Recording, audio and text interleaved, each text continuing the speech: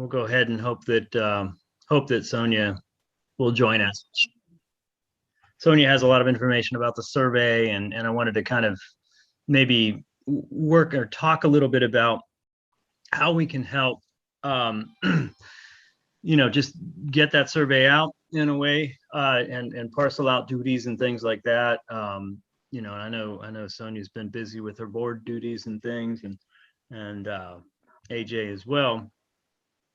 These guys have had quite a bit. Did a really good job putting out a according to our accountant, a fiscally sound budget and such. So there's a lot of good things happening. And so I want to talk a little bit about agendas in general. It's slow learner here, and I'm just getting used to making agendas every week, every month. And I'm just going to share my screen with y'all. So I think it would be good to have a protocol going forward. And like I said, I don't know how many months I'll be doing this, what's going to happen next year in terms of who's going to be on the LRPC or whatnot. But for the next, let's say September, right? The next meeting, what I will do is I'm going to plan to send out an email to you all on the Monday before the Tuesday meeting. So like 8 days before the meeting, right? And essentially that email will say, hey, these are the items I'm thinking of talking about and putting on the agenda. What all do you have? Do you have any items that you would like to see on the agenda as well? Because I don't want this to be this was a sort of top-down process this time, because I realized, it's Friday, I got to get this agenda out, and I've been busy with, as we all have, with a lot of other things. And so, yeah. And so just wanted to preface that. But anyway, so roll call, like I said, Adam's missing. And Mike is also missing tonight. Still looking for a few new members. So if you guys have any ideas, let me know. I haven't heard from anyone yet. We have one person who's potentially interested. So we hope to maybe that he will join us maybe next meeting. Adoption of agenda as amended. Guys, can I just do that by acclamation? You guys adopt the agenda? Sure. Yes. Awesome. Announcements. Okay, a couple. Does anybody have any announcements before I do my announcement? Steve, did you raise your hand? Okay. All right. And AJ, you might know this. Is Nancy on the Lake Wacom Watershed board? Nancy is our board representative for the Lake Wacom Joint Policy Group. Ah, that's what it is. Okay. There's another group. Let me find it here. It's called the Lake Wacom Watershed Advisory Board. And I am told that they need a board member, and they do. There's no one from Sudden Valley on this board, I was told yesterday. So yeah, so if anybody's interested, if you know somebody that might be interested in being on this board, it looks like they work on watershed issues, which are issues germane to our community, since we are striving to be a sustainable community, right? So if anybody's interested in working on this board or sitting on this board, I would contact them or contact me. I can probably hook you up with somebody who can talk about this board. So sorry, my dog Walden's barking at me here. All right, so back to the agenda. I'm assuming you have to be a city resident to be on a city board. Are we city red? I mean, we have Bellingham addresses. Is it? Did you think it's we're not technically city residents, or? No, we're constituents of Wacom County. Ah. But I don't know if that's what this board is about or not. I'm not sure about it. Yeah. How that all works. It was kind of a board where they talk about watershed protection issues and things like that. Something that was Yeah, that's a common interest to everybody that drinks the water from Lake Wacom, so, or uses it. So Right, I can't right. imagine if they would restrict it to just Bellingham city proper. It's an important issue, and you know, we're in a weird position here in Bellingham since we, you know, Portland and Seattle and some other cities have their, you know, these sort of crystalline lakes that are protected from all human habitation or even hiking and things like that, and they're guarded and fenced off and things. And yeah, we have a little bit of a different scenario here for sure. All right, so yeah, approval of minutes. We don't have any minutes at the moment, so we can move on from that. Let's go to continuing business now. The survey is, you know, kind of something that we're going to want to get out. The question is, what is our timeline? What is our mode of transmission and delegation of responsibilities? Now, I know that Sonia's been working on, you know, I would say, you know, Sonia and I and AJ and Kim did a lot of work on the survey last year. This year, you know, we've all been going in different directions. And I would say that the survey probably is going to look very similar as last year. What's your impression of that, AJ? Yeah, I mean, the whole idea was that the base survey would provide year over year benchmarking for the facilities and amenities that we have and the satisfaction of the community related to those. And we would be focusing yearly then on what sort of planning questions and capital type questions, you know, to help inform the board and the long range planning committee on, you know, putting together budgets and then doing, you know, getting into strategic planning and everything, and whatnot. Okay, great. So yeah, the goal would be for it to largely stay the same so we can track that data over time. Yeah, that makes total sense. I know we were talking about little tweaks here and there, but I don't think at this point, because we've all been going in so many different directions, I think that that is, you know, we need to get this survey out soon. In terms of timeline and mode of transmission, I know that we were talking a bit about perhaps including a written survey in the AGM. Is that something? What do you guys think in terms of considering that? How is that? I think maybe the board or the strategic planning group was talking about that as well. Where are we with that, AJ? Do you know? I mean, there was some discussion on that. I think some of that has to be discussed with our third party election vendor because they're the ones that do the, you know, print the ballot stuff, the envelopes and everything like that. I know at, I think it was our last board meeting, Linda said there's only a certain amount of pages that we can, you know, use to put together our ballot. So I would assume that's based on an envelope. So there's a certain amount of pages that can be stuffed into the envelope. I see. You know, I mean, we had good success with the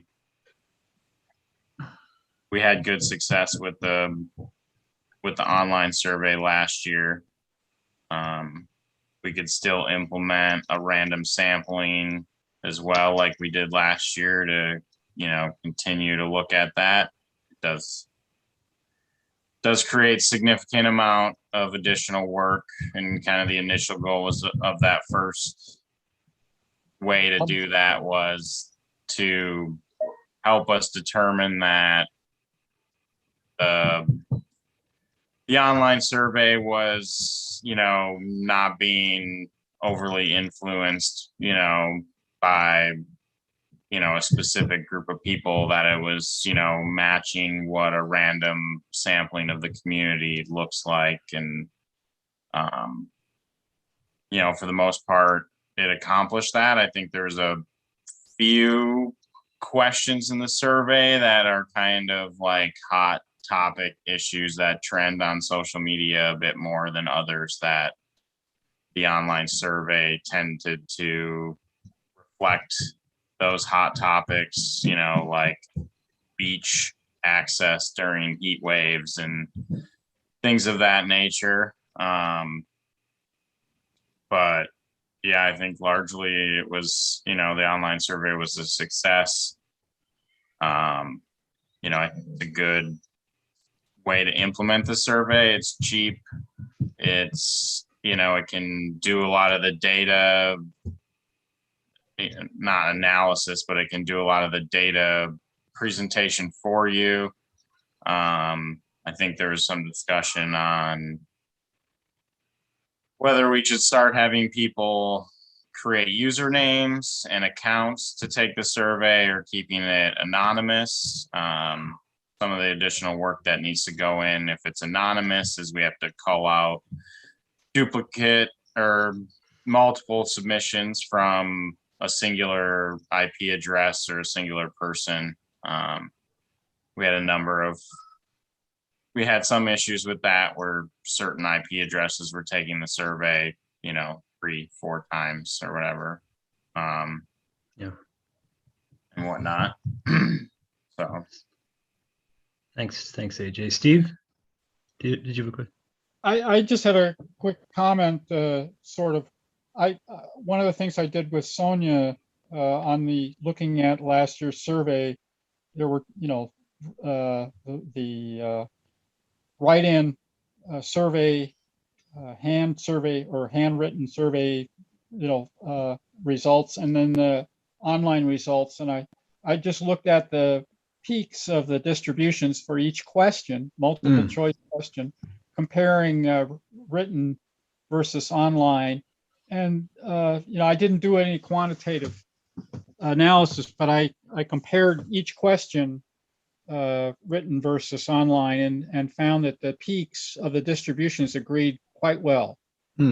Wonderful. So, there were concerns that maybe there was different populations that would answer differently, but there was also concern that some people, including myself, did the write-in survey and also did the online survey. So there were multiple entries from the same person in that regard. Not a lot, but there was worry that they weren't statistically independent either. Okay.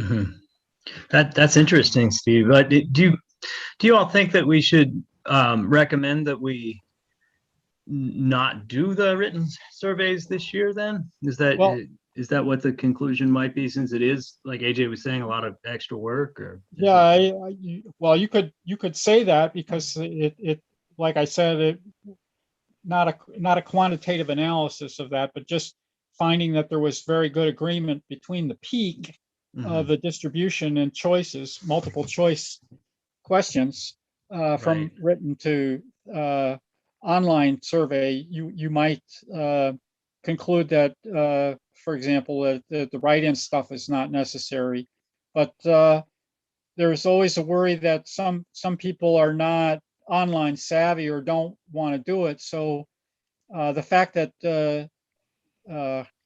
there was good agreement between the write-in and the online stuff means that you could essentially add the two data sets together to get a stronger statistical interpretation of that. I don't know. I don't have strong feelings. I'm relatively new to the group, so I don't want to push anything on anybody. Okay. Well, your opinions are highly valued for sure.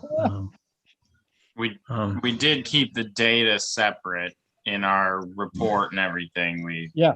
The random sample, and just so the community understands, the random sampling was the means of, ensuring that the online survey was yes, relatively capturing the whole of the community, the random sampling was, it was X amount of, each gate was equally, you know, represented by a certain portion based on the number of households, and whatnot. And so it was, you know, to make sure we capture all the different gates. So, you know, because the online survey could have had, you know, skewing towards one gate or another gate, or, you know, one, like a younger generation, maybe that's more computer savvy, or just wanting to use technology more than you know, a subset that doesn't want to do that. I think, you know,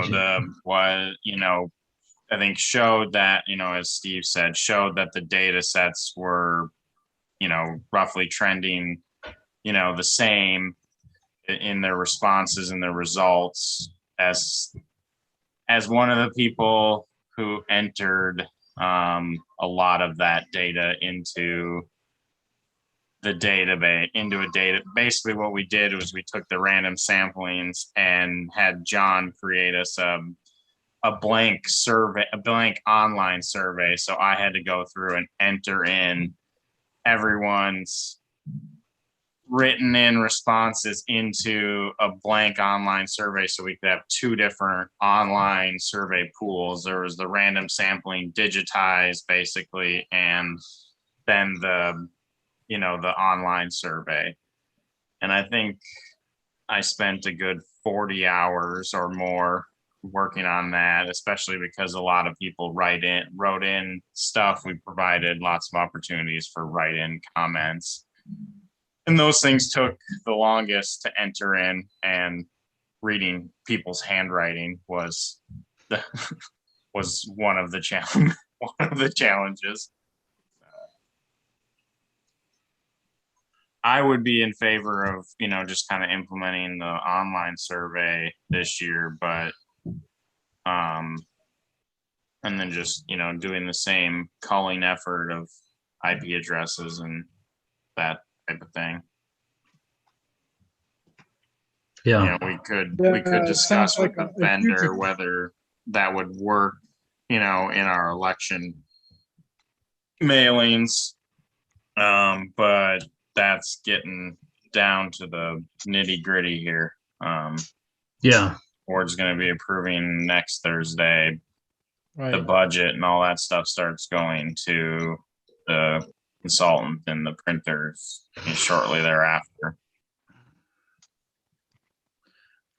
Yeah. Yeah, well, if we can save 40 hours of work to get all this stuff in, that would be useful, I think. It's, you know, analyzing a lot of this data and data entry and stuff really gets to be tedious after a while. Yeah, for sure. I mean, I think at this point, guys, I think I don't know that we have a quorum tonight, since we don't have all of our members. So we can just, I think, go with recommending to the board, right? That the survey can be submitted online this year, can be done online this year, and not, we won't do the paper copies this year, perhaps, and then do the calling of the IP addresses like we did last year. That makes sense. And then maybe next year we can implement some more stringent safeguards, you know, perhaps as like having people enter in the password and, you know, username and things of that nature. Right. So we do need some help, right? And so, you know, AJ's obviously busier than he was last year. And, you know, Sonia is as well. So I am available to help call data, and we also did a fair amount of coding last year as well, and split that up. Would any of you be willing to volunteer to do some of that work afterward? It would be, you know, I'd say maybe 5 to 10 hours of a little bit of, it was a bit of labor. Wouldn't you say, AJ, to code was about maybe 5 to 10 hours labor. Yeah, man, I didn't do as much of the coding. I was doing a lot of that random sampling, entering. I'd never done coding before necessarily, so It's actually a lot of fun. Yeah. I was kind of, I didn't help as much with that. I was more the entering. So You simply entered the written work in, right? Is that what you did? You entered the written surveys in last year, because Kim and I and Sonia did, I think, most of the coding stuff. The random sampling, yeah, I was entering all that into the SurveyMonkey engine in a separate survey so that John could produce the results of it through SurveyMonkey, so we didn't have to tabulate all that ourselves in a spreadsheet. Okay, so this year, if we just do it online, SurveyMonkey will tabulate the responses that we get, and then John can help us by identifying the duplicate IP addresses and things of that nature. So, all right, that sounds good. And last year we looped with the communications committee as well, and we also had a pretty fair public relations campaign relating to the survey. Yeah, so. Yeah, I'm sure we'll utilize Josh's graphic artistic design skills again for helping create the visual aesthetics of the survey and putting it all into, a appealing format to make people want to actually do it. That was the real benefit of doing, all that. SurveyMonkey, though, if we don't do the random sampling, then I'm not sure we'll need that anymore. Because with SurveyMonkey, I don't think you're not creating that kind of PDF page that the survey gets printed on.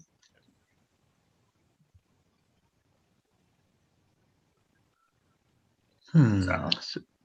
But yeah, we would need to advertise the survey, obviously, and all that. Stretching back to last meeting, I feel pretty solid ground that everybody agrees that because we did throw it out there last time, if anybody had any questions or ideas about survey questions that they'd want to ask, that to please send us an email and contribute. And we didn't hear from anyone, so I assume that everybody is in agreement with this. Kind of the questions that we're going to ask and the transmission methods, which we're discussing tonight. And I might send an follow-up email for those who aren't here. Looks like we lost Richard as well. So the timeline, what are we looking at in terms of timeline? Is it, I believe it was last September, right? Late September when we got the survey out, or was it October? I can't recall now. I'm trying to think. It was, the goal of the survey is to not have it, be politicized, obviously, and become part of the candidates running for the board and their talking points and their stuff. And so, I thought it was like September last year. We were doing it around this time last year. Okay. The results take a while to sort through and stuff. So yeah, John just said September 9th. September 9th. Okay. So yeah, we better get on it, right? So we're going to be a little bit later this year. But maybe since it is the second survey, it won't be quite as such a political football as it was last year, perhaps, as well. I think in part, two of us were running who were working on the survey and things of that nature too. So that was an issue as well last year. So, okay. So let's, so does anybody want to, I guess I can, I will volunteer myself to help get the survey out. in coordination with Sonia and AJ and anybody else who wants to contribute to that process you're more than welcome to do so. I'm happy to help, but I wasn't involved with what was going on last year at that time. So if you help tell me what to do, Okay. I'm happy to help. Thanks, Steve. Yeah, I think that we definitely could find a role for you as well. I think after the survey is administered and we get responses, I think that would also be a really, you Sure. could be really useful, Steve, in helping us do things like Right. code and things of that nature. Because I'm- that was time consuming. It took a number of Sure. hours for each of us to do it. And but it's also, as you know, it's kind of fun because you're creating categories, you're seeing patterns and you're creating categories. So I've always enjoyed coding things. And Right. you see things that, the emergent details, which, are details that tend to surprise us. Thanks, Richard. I'm glad you're back, by the way. So did you miss any part of the meeting, Richard, or have you been tuned in the whole time? Or? No, I've been tuned in. It just Oh. my video, sometimes the bandwidth gets a little dicey. So Oh yeah. no, I've got it all. I didn't see. I must have missed your block. I have things on a vertical line here. But yeah. So I guess Lori and Richard, would you two be willing to pitch in? I guess the more people we get coding, the better. I think it would be. Yes, that's fine. I just with some guidance because. Yeah, sure, absolute guidance, and really, what it is it's much easier once you start. Have you ever coded, Richard, or I'm sure you have, Steve, or have you coded, Steve? Or? I mean, I've went through a bunch of data, like kind of raw data and stuff through like kind of student surveys and things like that. I wouldn't go as far as maybe coding, but Right. manipulating through raw data for like KPIs and stuff. Yeah. Cool. Yes. Yeah. It's exactly what you do. And you, it's really interesting because I can't really recall anything right now, but there are things that jump out, and that in qualitative research, that's called, emergent details. And so those are the types of details that might interest us. Like for some reason, more people than, something might emerge, like people enjoy the forest or something of that nature. That's a lame example, but that, it may be something that surprises you about that, right? In terms of something about maybe trails or something that we weren't thinking about, perhaps the ball fields or something like that. Somebody, a great number of people mentioned the fields down by the dance barn or something, that will, surprise you in some way. And that makes it kind of fun. So the more people we get coding, the better, in terms of the more people that are willing to volunteer. So would you be willing to put a couple hours in, Richard, or all right, awesome. Thank you. Thanks. That's great. And Lori, you too. And we can definitely provide guidance. And I think the more help we can give the board members, especially AJ and Sonia and this group, the better. Because we've been, these guys in particular, AJ in particular has been super busy this year. So, all right, let's, great. So that sounds really good then. I'm going to, after the meeting, I'll send an email out about what we discussed to the rest of the members of the group and see if they can help us chime in or something of that nature. So transitioning from strategic planning to comprehensive planning, I might just decide to table that discussion until next time. I'm not, I know we need to get a comprehensive plan in at some point soon, but I was hoping to have both, Sonia and Mike here to have that discussion. Does anybody want to chime in about the comprehensive plan?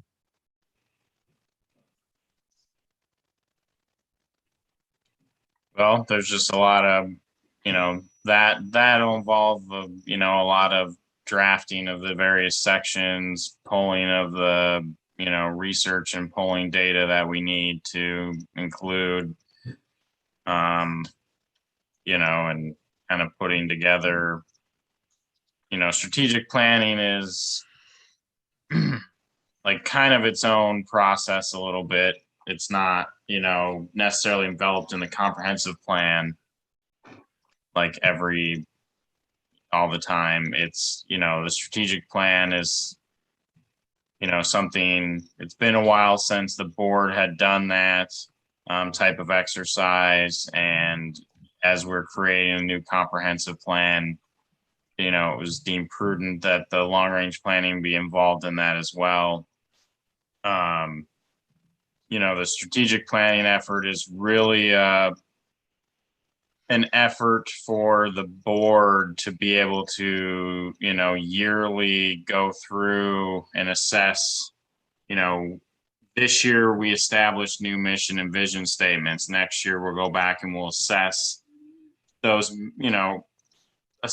mission and vision statements, briefly, because we just established them last year, but every, 5 years or so, you typically do a large review of those or an in-depth review of those. And then, you would use that strategic planning effort to move into so that the board can kind of set these overarching strategies and priorities that we pulled out of our mission and vision. Those are help guide us towards that mission and vision that we established. And then we started to set goals within each of those, and those goals help inform capital planning, budget decisions, budget planning, how we want to, handle various aspects of the organization.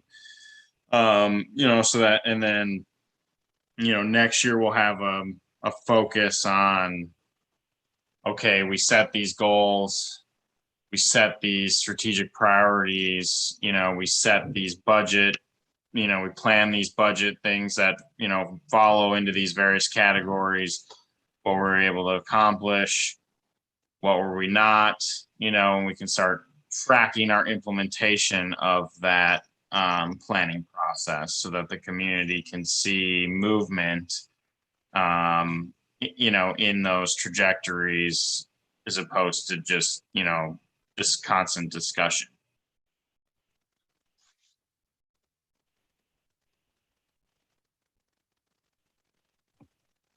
Okay, great. Well, yeah, I know we were working as, as a team, right? As with the board, as you'd mentioned, AJ. Are we going to have any more meetings soon before the AGM, or is that going to take place after the AGM? What is the? Yeah, I mean, I don't think we'll have necessarily have any more strategic planning team sessions until next year. And then, yeah, like I said, next year we'll take a look at those goals and the budget, planning that the board put together, based on those discussions, and evaluate, this is what we've done, or this is what we set, and this is what we've accomplished. This is what we still have left to do that we set for goals, and everything like that. So Okay. I think, yeah, I mean, at this point, the committee, until next year, the committee should largely focus on the comprehensive community plan, as opposed to strategic plan. Okay, great. All right. Well, that gives us that's a good focus. I like that, AJ, for sure. All right. So, yeah. Any other points to make about the comprehensive plan? Does anybody want to make any points or suggestions? I mean, I think the first step we need to probably do is get Devolio really working on the land use section. That's right. Kind of overarching over all the various sections of the long range plan. So, whoever's going to be working with Devolio on that portion of it, probably needs to kind of jump out in front, and start putting together that data and those, and there's maps and stuff that go with that, and putting together those sections, and then, other people can be kind of working on drafting up some of the sections for, these other elements of the long range plan, infrastructure and transportation and utilities and recreation. And, it's helpful if people kind of take a look at the Wacom County Comprehensive Plan. That's what we've modeled ours off of. Give you an idea of what we should be doing, and we'll basically, you kind of build out the, purpose of these sections and this and that, and then you start to set kind of policy goals within each of those sections. Yeah.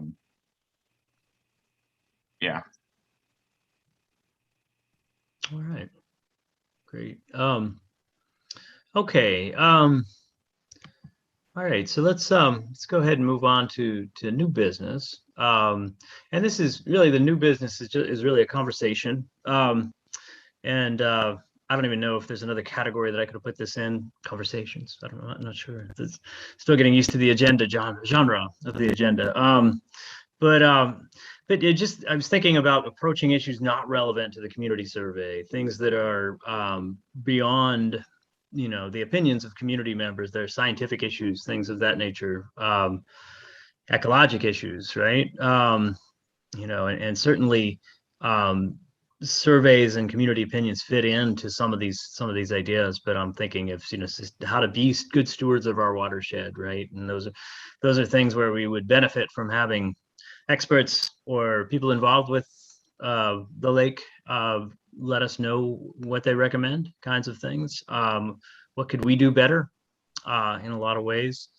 Emergency preparedness experts, right? And how to mitigate fire damage and things of that nature. So which would allow us to, in a sense, allow the community to be educated perhaps through community forums, potential guest experts, and I feel like we've had a little bit of a conversation through email about these issues, and perhaps we wouldn't have time to do this during a long range planning meeting, right? If we're working on a comprehensive plan, and I don't want to take up that time, or perhaps this would also be in conjunction with the communications committee. But I was thinking it might be nice for folks to see, to have a, sort of these maybe sponsored by the long range planning committee or something like that, to have these discussions, right? To bring some knowledge in, and to have some vibrant, what I hope to be vibrant debate and such, perhaps, about some of these issues and that are important to our, strategic planning process. We've talked a lot about sustainability issues, of course.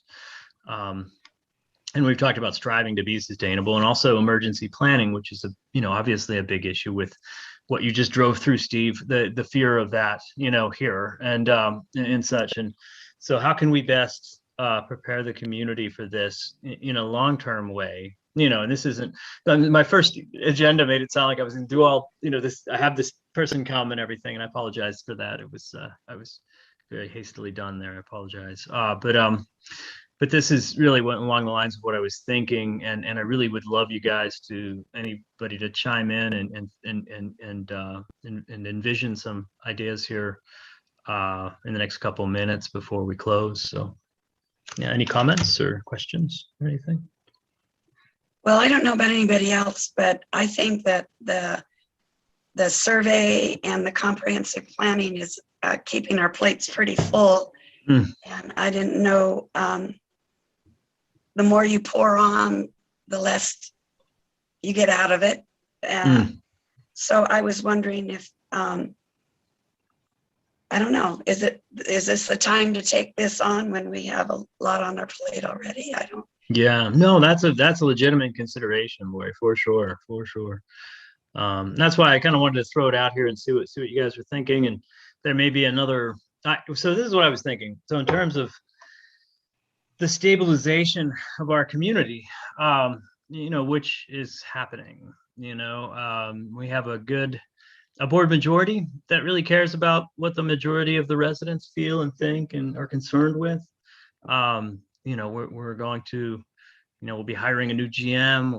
We'll be getting the infrastructure in place for this to be a really strong community, so that we can do these things. That's my thought, right? We'll be able to do these types of things going forward, and perhaps not as quickly as I'm envisioning. I can be idealistic at times.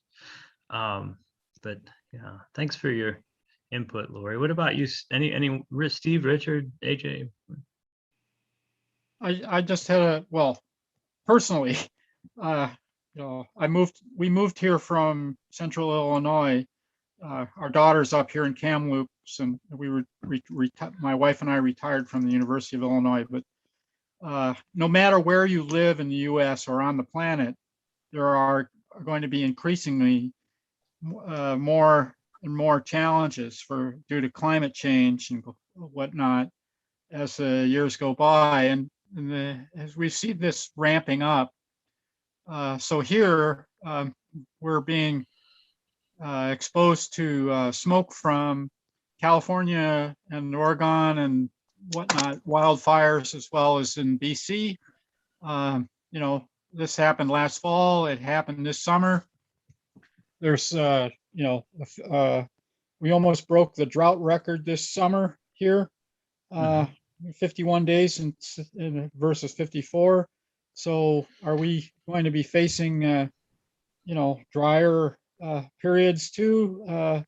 The heat dome that happened in June, we've had some heat waves since then. So, the extremes of weather are I'm a physicist, so I'm very concerned about all of this and the longevity of what we're doing. And so, yeah, I think, we here in our community for Sudden Valley, we do need to do that. But as you mentioned, we've got a lot on our plate. So I don't know if we can grapple with all of this right now this fall, but certainly into the future, this is going to be becoming increasingly more of a concern and affecting us in innumerable ways. So it's playing out now. Hey, thanks for your input, Steve. I appreciate it. Richard, your thoughts?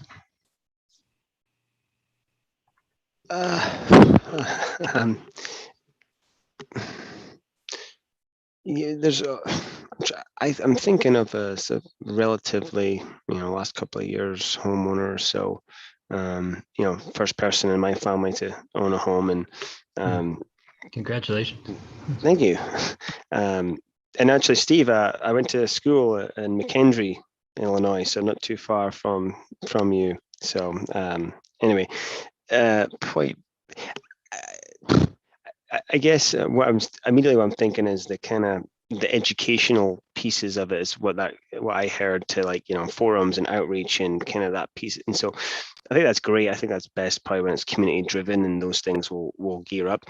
But for me, again, from the lens that I'm looking at, maybe, some kind of general new homeowner advice on how to be more sustainable, more ecologically friendly in your upkeep of your own building, which could be financial to you. Like I'll be honest, I have no idea. Winter came, I was like, what do I have to do at the house? My neighbor's like, you need to do this and this. Summer, you need to do this. I was like, no idea what I'm supposed to be doing here. So there could be parts of that because I've got skin in that game, right? It's my home. So in terms of you get into the bigger piece of global warming and sustainability and the watershed and all that, I don't know. I feel like that could be beyond one's scope. Maybe not even at, because I do think it's part of our mission. So I'm trying to think how to make that a little bit more palatable and digestible, so that we do play out the values, but something that every homeowner can kind of grab onto, as opposed to having to go to another forum or log on to another Zoom or take another webinar or however that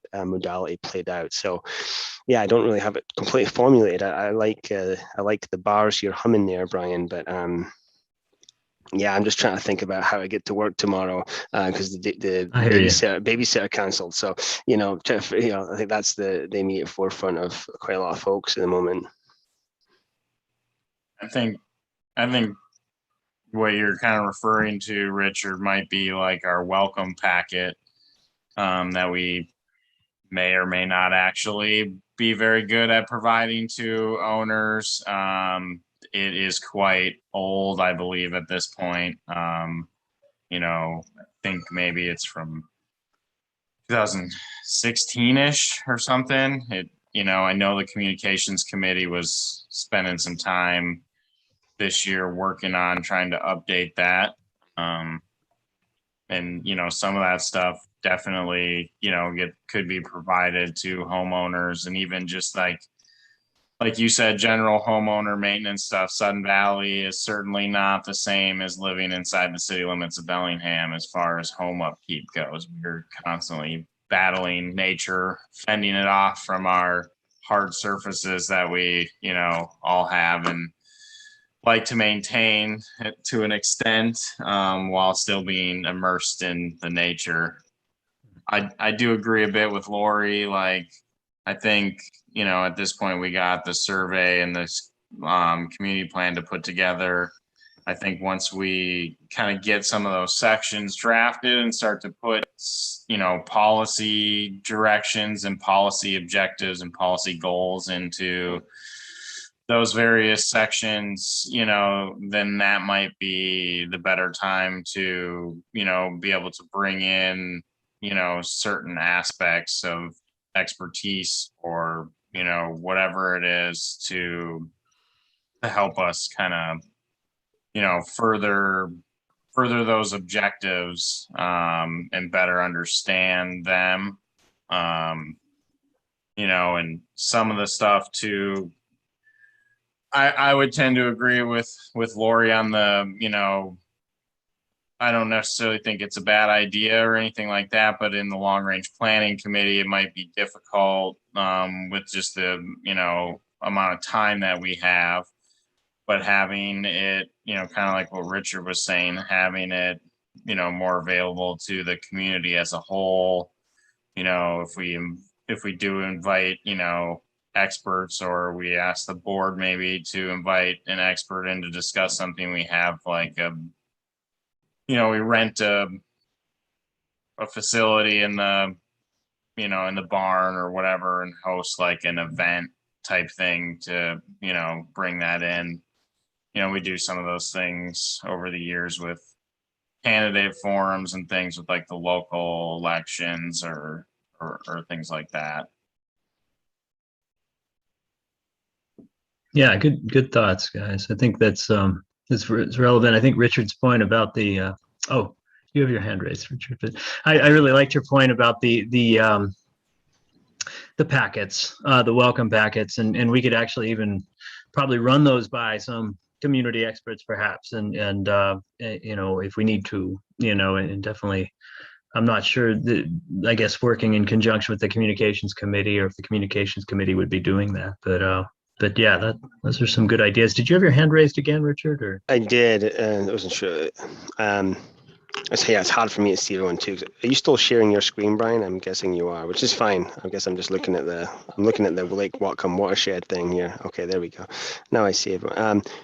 What was I saying? Yeah, the irony of the move-in packet or welcome packet was, I remember us calling the office and asking, where's our mailbox?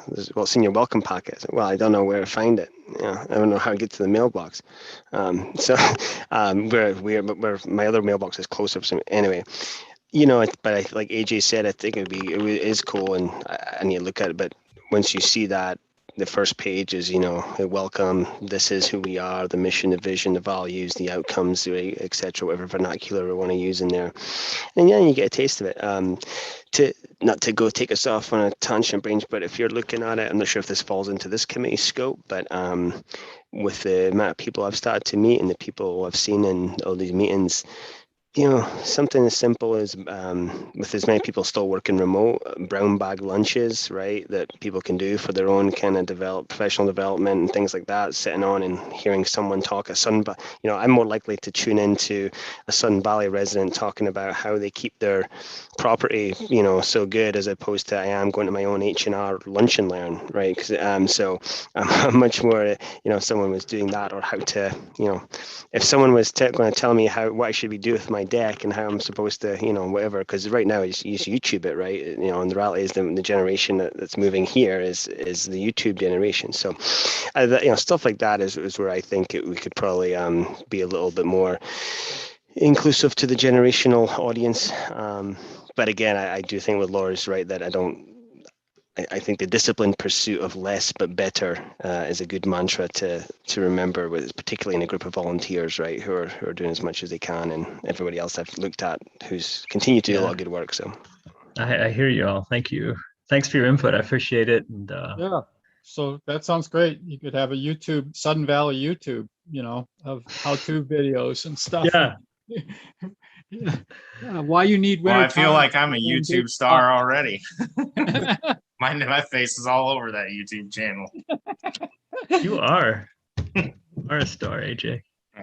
Well, yeah, so it sounds like that this is not going to happen next year anytime soon, and that's understandable, and I appreciate you guys, your input, and yeah, just thought I'd throw it out there, and to see the other ideas you guys have were fabulous. I really think the packet is something that we as a board perhaps could focus on, and it sounds like that's already in the works, AJ, with the communications committee, and I happen to be married to somebody on the communications committee, so I can talk to her about that too. So yeah, that's one of the goals I think that Josh Yeah. put in the charter for the communications idea. committee this year. That and the website, and then there's a few other goals in there. I can't remember all of them offhand at the moment. Great.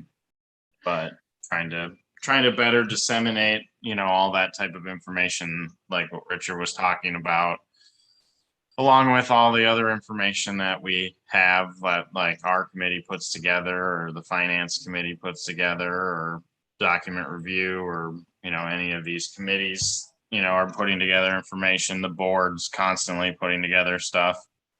So Well, I appreciate the input, and I will follow this meeting up with an email, and I'll do the minutes tonight since Sonia isn't here.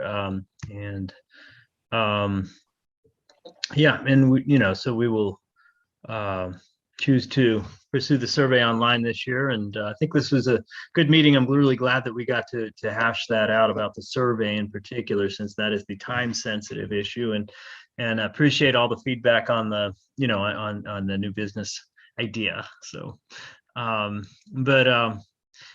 guess it's unless anybody has anything further, it would be time for property owner comments. I don't think anybody has anything further, John. Do you have are there any property owners out there tonight? Yeah, we've actually got a few people here with us. So if anybody would like to jump in, now's the time. Just go ahead and use the raise hand feature in Zoom, and I'll bring you over to the meeting, and you're welcome to add your thoughts.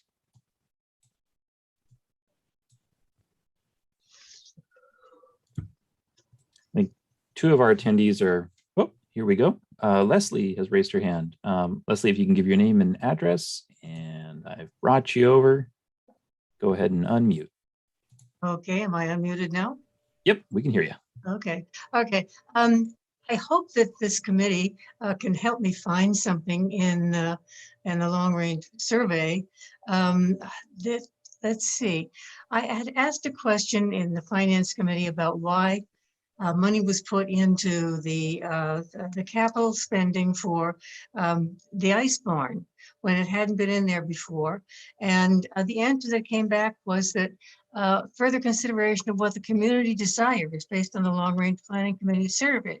And I've looked all over and I can't find any reference in the survey to the ice barn or to repairing it or anything like that. Can you kind of help me out on what's going on here? So a lot of the ice barn was kind of added to our capital programming, in community kind of showing a desire to maintain the assets that we'd have, and in discussions with our management staff on how best to utilize some of that space, and what sort of things we may or may not be able to do with it. And what sort of repairs would be needed to make it a viable recreation building for our rec corridor. Right, so that wasn't a reference to the ice barn specifically, but just to a general concept of use going forward. I'm not sure what email you're referring to, Leslie, so I get quite a lot of emails. And there's quite a lot Yeah, of okay. email But this- responses, so I can't speak to the specific email necessarily, but yeah, I mean, the ice barn stuff, we had some extensive conversations with our maintenance manager about, you know, what sort of things are needed in that building, and talking with some contractors about what sort of things maybe need to be done to bring that building up to, you know, a standard that would allow it to be used for, you know, similar purposes to what it was used for before it became the ice barn, and was used to house, you know, snow removal supplies and equipment and things. It was a, you know, kind of a covered recreation building, ice rink, you know, that type of thing. Yeah. No, my only concern on this is that actually, I think it's $275,000 has been allotted on the capital plan to doing the repairs on the ice barn. And I'm just concerned that money is being taken away from things that were there last year, that it's just a change, and I'm just trying to, you know, figure out what's going on. Well, it is a change. We're not moving forward with what was done with last year. So yeah, I think overwhelming, we hear consistently that the community doesn't want to see fences around our assets and foundations with rebar poking out of the ground, and, you know, barns that are rotting from the outside. You know, Yeah, no, I understand that. That's it's not a pretty picture, you know, with what's there. Okay, thank you. I mean, yeah. All right. Thank you, thanks, Leslie. Are there others, John? Yeah, there's a couple more people with us. I think they may be related to members of this committee, potentially. All right, well, I guess, do we have a motion to adjourn? Motion to adjourn. Okay. All right. Hey, thank you all for